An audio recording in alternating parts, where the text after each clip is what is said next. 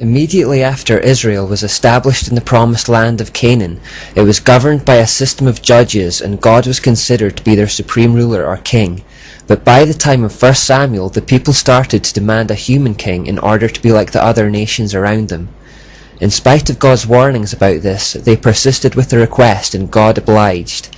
The first human king was Saul, who was soon replaced by David, and this takes us into the book of 1 Kings in the Bible, where the subsequent succession of kings are documented. These transitions of leadership led to a downward spiral and the eventual division of Israel, and throughout it all we see a constant invasion of Baal worship over the years. Satan was still going with Plan A at this point. The pivotal figure was King Ahab, and just as Nimrod's importance was hinted at by the extra attention given to him in Genesis, the same can be said of King Ahab in the book of 1 Kings. The writer makes sure to elaborate on his reign and to tell us his story in greater depth than the other kings. The Bible says of Ahab that he did evil in the Lord's sight, even more than any of the kings before him. This guy was the worst of the worst. There had been bad kings before, but no one touched Ahab.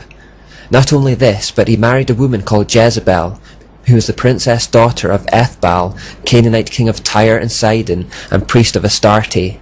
You couldn't get a worse combination of titles, and clearly this was not the kind of family the king of Israel should have been marrying into.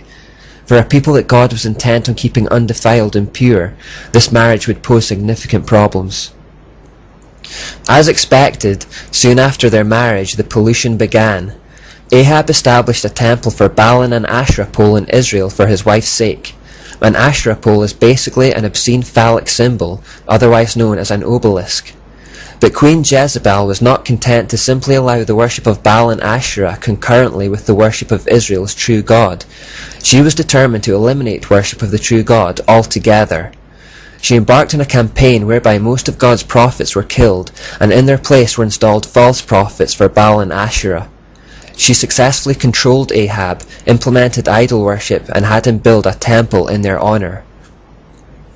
As a result, the biblical record shows Israel plunging from the heights of David's glorious and godly reign to the depths of the pagan idolatry and Satanism under Ahab, and this was in many ways Israel's darkest hour. Satan was very close to winning God's chosen people to himself, once and for all. The apostasy of Israel was almost complete. The foundations of godliness were fast crumbling. The judgment of God was forthcoming. Now, do Ahab and Jezebel remind you of anyone? They were virtually identical to Nimrod and Semiramis. It's almost as though Satan thought to himself that since this tactic had worked so well in Babylon, it might just be the one that would finally clinch victory in the battle to subvert the Israelites. Like when a play or shot works particularly well in sports, you're tempted to use it again in the hope it produces the same result.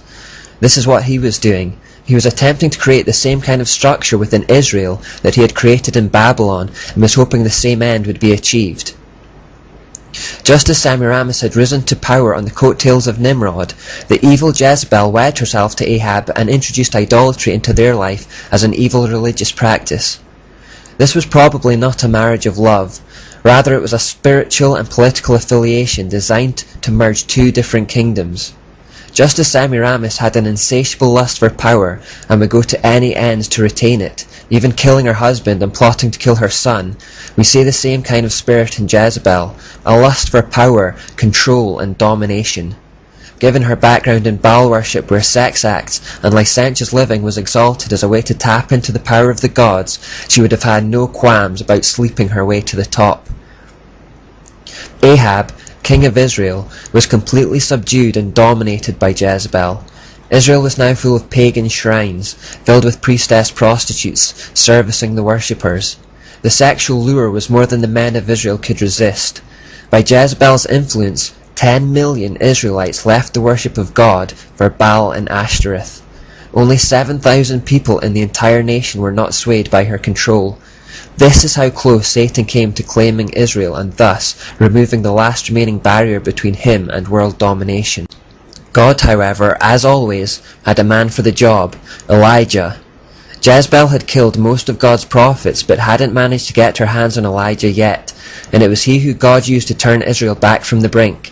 It all took place on Mount Carmel, a direct showdown between God and Baal.